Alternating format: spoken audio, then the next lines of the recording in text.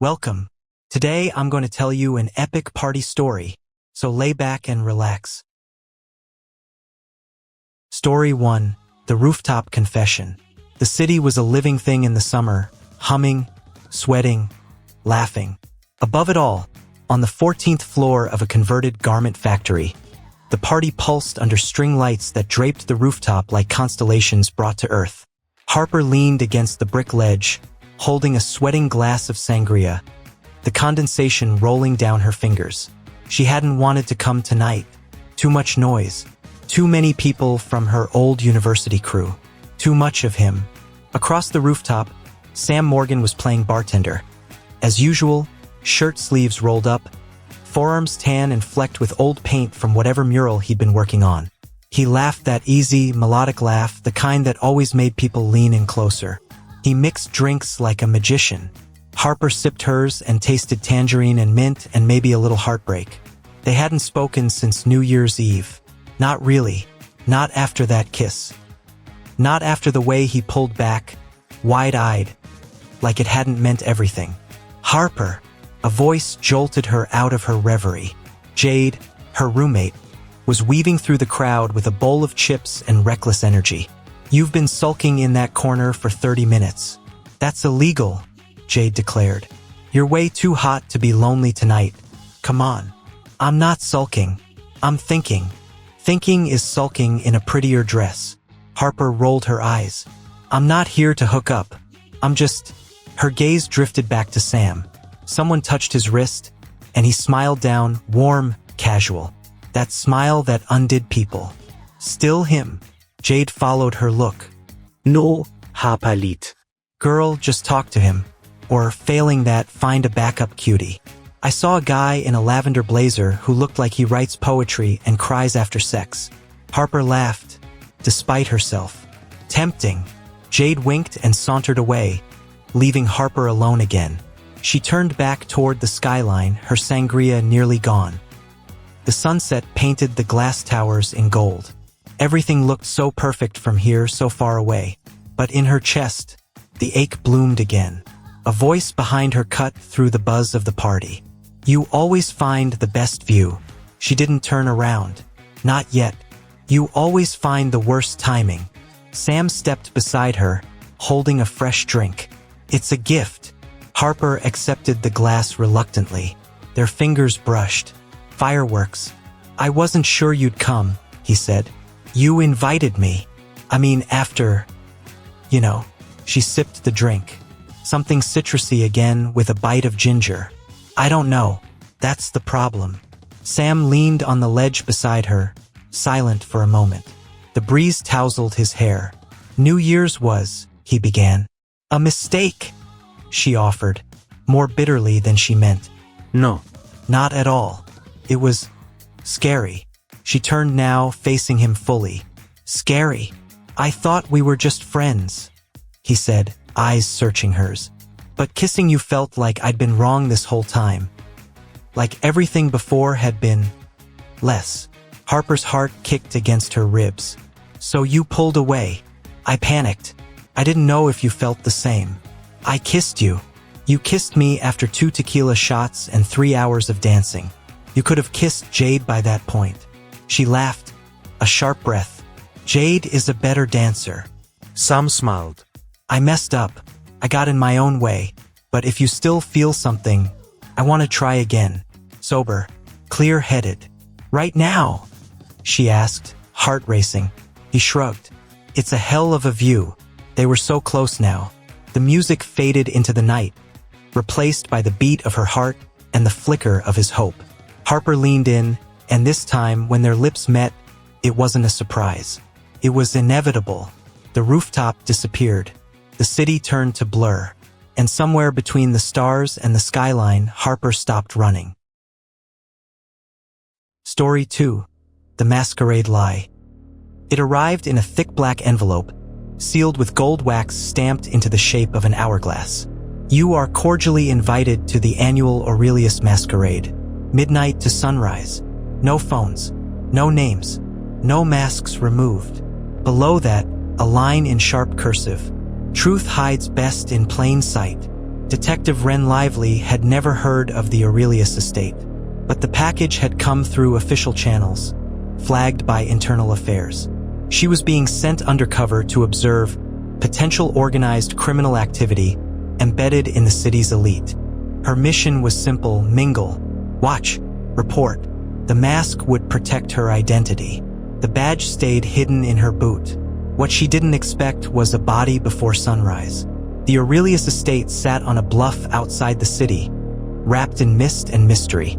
The driveway curled like a black river toward a marble fountain where masked figures spilled out of black cars in silk, lace, and tuxedos. Wren wore a black velvet mask with silver trim and a sleek dark dress with a slit high enough for movement, and for the Glock strapped to her thigh. Inside, the party felt like a fever dream. Chandeliers like galaxies, champagne flowing like waterfalls, and a ballroom floor filled with 100 perfect strangers. The masks were exquisite, some feathered, others gold-leafed, many eerily expressionless. She drifted through conversations like smoke, picking up snippets. Contract in Monaco. She said the vault was empty. The auction starts at 3 o'clock exactly. The clock above the fireplace ticked closer to midnight. Then the room dimmed, and a voice echoed through the marble. "Welcome, masked ones." A man in a porcelain fox mask intoned from the balcony. "Tonight, truth shall flirt with danger. But remember, every lie costs someone something. Let the games begin." Around 1:30 a.m., Wren followed a woman in a crimson gown and peacock mask into a hallway lit by gas lamps. The woman had passed a note to someone in the ballroom. Sleight of hand, barely visible. Wren's instincts flared. She trailed her to a door labeled private. Beyond it was a room covered in red velvet, where the walls were hung with paintings of forgotten royals and fated battles. A circle of masked guests stood around a glass case. Inside it was a dagger, ancient, dried blood crusted along the hilt. "This," said the peacock-masked woman, "was used in the real Blackwell murder. Tonight, it's our centerpiece." A masked man laughed. "We're bidding on evidence now?" "Not evidence," she said, smiling beneath the mask. "A token of truth. Everyone here has secrets. The question is, what would you kill to keep?" Wren stepped back. A memory stirred. The Blackwell case had gone cold years ago. A murdered heiress. A missing knife. Unsolved. And now here it was, being auctioned like art. By 3:15 a.m., the party was unraveling. Whispers spread like wildfire. Someone had gone missing. Wren found the body in the greenhouse. The man lay among orchids, a dagger through his chest. Not just any dagger. The dagger, the one from the glass case. No blood trail, no sign of struggle. The killer had been calm, deliberate. Wren scanned the area. In the dirt nearby, a heel print, deep and sharp. A woman's, recently made. She reached into her boot and pulled out her badge. Time to stop playing. Wren called it in via encrypted radio, and within 30 minutes, backup was en route. But no one could leave. The gates had locked automatically. Part of the experience, the staff said. Wren showed them her badge. They didn't look surprised. She returned to the ballroom. The music had stopped. The guests buzzed like bees in panic. "Whoever did this is still here," she said, pulling down her mask. Gasps followed. Cameras weren't allowed, but the shock was real. No one knew she was law enforcement. That was by design. "You're not one of us," someone whispered. "No," she said. "That's why I'm the only one not lying." She scanned the room and locked eyes with the peacock mask woman. "Care to tell me how the murder weapon left the case?" "I have no idea," the woman said coolly, removing her mask to reveal high cheekbones and green eyes. "I was told the dagger was a replica." Wren held her stare. "You're lying. So are you. You came here for more than surveillance." Wren froze. The woman smirked. "Your sister was at the Blackwell house that night, wasn't she?" Her blood went cold. "Yes." Her sister, Casey, had been working as a server at the Blackwell Gala. She'd vanished the night of the murder. Her name was never in the report. It had all been buried, sealed by someone powerful.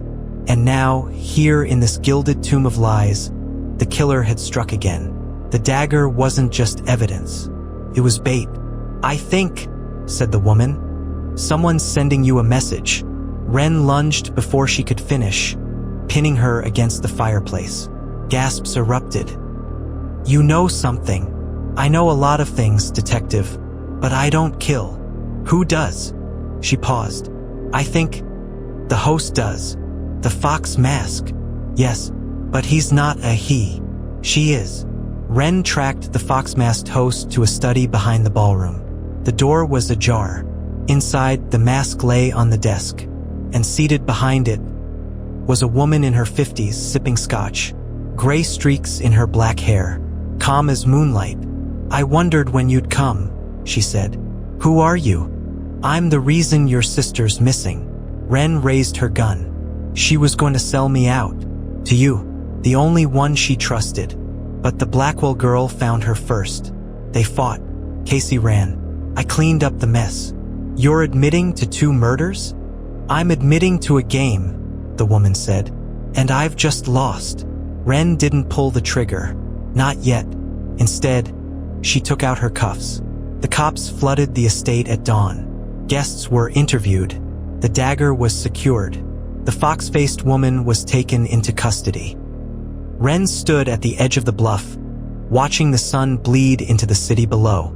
Her hands trembled. A uniform approached. Mom. "We found something in the wine cellar." "What?" He held up a necklace. Cheap, silver, with a charm shaped like a typewriter key. See.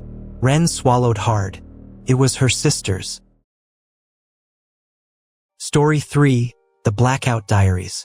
It began with sunlight, blinding, direct, and entirely disrespectful to people recovering from tequila and regret. Eli groaned and rolled over. His cheek stuck to the leather couch. He opened one eye. The apartment looked like a war zone.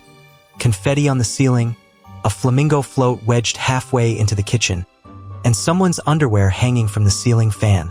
The place smelled like lime, sweat, and artificial strawberry. What the hell happened?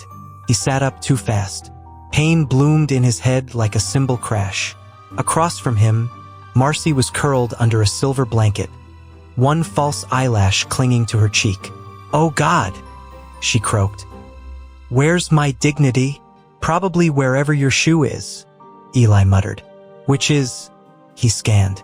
No idea. A groan came from behind the couch. A hand rose, flipping them off. That was Jonah. So far, they had 1 hangover, 2 semi-conscious roommates, and 0 memories. A normal Saturday except for the goat on the balcony. Marcy screamed. "There is an actual goat on our balcony."